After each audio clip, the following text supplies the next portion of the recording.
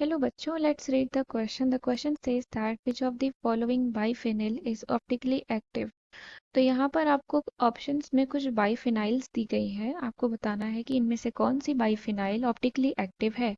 तो इसके लिए सबसे पहले हम यहाँ पर की कॉन्सेप्ट मेंशन करेंगे। So here the key concept is, तो ऑप्टिकली एक्टिव कंपाउंड कैसे होते हैं? ऐसे कंपाउंड जिनमें प्लेन ऑफ सिमेट्री नहीं होती है, that is compound which do not have plane of symmetry। ऐसे कंपाउंड्स जिनके पास प्लेन ऑफ सिमेट्री नहीं होती है वो क्या होते हैं? Are optically active compounds. Optically active compounds. तो बाइफिनाइल कंपाउंड्स में क्या होता है कि अगर ऑर्थो पोजीशन पे सब्स्टिट्यूशन प्रेजेंट है तो स्टेरिक हिंड्रेंस क्रिएट होता है, that is in biphenyl compounds if proper substitution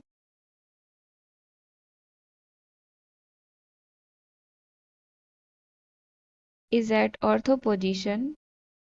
at ortho position then it will create steric hindrance. It will create steric hindrance. Steric hindrance। और जब steric hindrance create हो जाएगा तो वो बाइफिनाइल सिस्टम को non planar बना देगा and make the biphenyl system non planar. वो उसको क्या बना देगा? नॉन प्लेनर बना देगा। और जब ये नॉन प्लेनर हो जाएंगे तो ऑप्टिकली एक्टिव हो जाएंगे एंड ऑप्टिकली एक्टिव। यानी कि अगर हम इसको थोड़ा सा स्ट्रक्चर से समझे तो हम ये कहना चाहते हैं, ये हमारा है कोई बाइफिनाइल का रिंग इस तरीके से।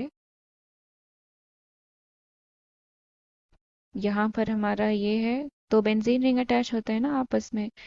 और ये इसका क्या है? ऑर्थो पोजीशन है। ये ऑर्थो पोजीशन है इसका। यानी कि अगर यहाँ पर हमारा कोई सब्स्टिट्यूएंट रहेगा, मान लेते हैं ए बी सी डी कुछ इस तरीके से रहेगा अगर, तो यहाँ पर क्या हो रहा है? क्राउडिंग हो जा रहा है ऑर्थो पोजीशन पे हमारा। और जब यही क्राउडिंग जनरेट हो जाएगा तो स्टेरिक हिंड्रेंस हो जाएगा। स्टेरिक हिंड्रेंस होने की वजह से ये क्या हो जाएगा? हमारा ऑप्टिकली एक्टिव हो जाएगा। Optically active. और ऑप्टिकली एक्टिव ऐसे कंपाउंड्स होते हैं जो कैसे होते हैं? नॉन प्लेनर होते हैं। यानी कि वो प्लेनरिटी यानी कि प्लेन ऑफ सिमेट्री वो शो नहीं करते हैं, तो प्लेन ऑफ सिमेट्री इनमें नहीं रहेगी। तो हम अपना ऑप्शन में देखते हैं। तो हम फर्स्ट को अगर ऑब्जर्व करें तो फर्स्ट में हम देखेंगे कि यहाँ पर ये है आपका O और ये है आपका O डैश। तो यहाँ पर हम देखेंगे, अगर हम देखें यहाँ पर POS को, तो O और O डैश पे ही सिर्फ प्रेजेंट है हमारा। तो यहाँ पर प्लेन ऑफ सिमेट्री है, that is plane of symmetry present. यहाँ पर प्लेन ऑफ सिमेट्री है तो इसीलिए क्या हो जाएगा? ऑप्टिकली इनएक्टिव हो जाएगा। Optically inactive. सेकंड वाले में अगर हम देखें प्लेन ऑफ सिमेट्री, अगर हम देखें यहाँ पर, तो यहाँ पर ऑर्थो ग्रुप पे कोई भी सब्स्टिट्यूएंट प्रेजेंट नहीं है, तो यहाँ पर भी पीओएस प्रेजेंट होगा। So plane of symmetry present है। और ये भी क्या हो जाएगा? ऑप्टिकली इनएक्टिव हो जाएगा। Optically inactive. अब हम थर्ड वाले में देखें तो ये हमारा ऑर्थो पोजीशन है।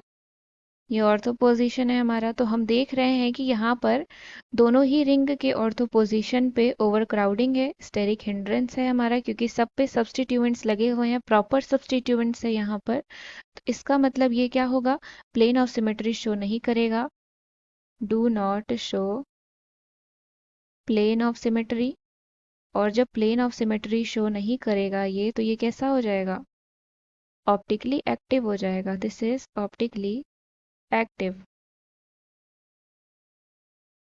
अब अगर हम इसकी बात कर लें तो हम देखेंगे यहाँ पर ये ऑर्थो पोजीशन है और ये ऑर्थो पोजीशन है। सिंस यहाँ पर हमारे ऑपोजिट साइड में ऑर्थो पोजीशन पे सब्स्टिट्यूएंट अटैच्ड है तो स्टेरिक हिंड्रेंस जनरेट नहीं हो रहा है, तो ये भी हमारा क्या हो जाएगा, ऑप्टिकली इनएक्टिव हो जाएगा, क्योंकि प्लेन ऑफ सिमेट्री ये शो करेगा। Optically inactive. तो यहाँ पर हमसे पूछा था कि कौन सा ऑप्टिकली एक्टिव कंपाउंड है, so option number 3 is the correct answer. I hope you understood it well. Thank you and best of luck.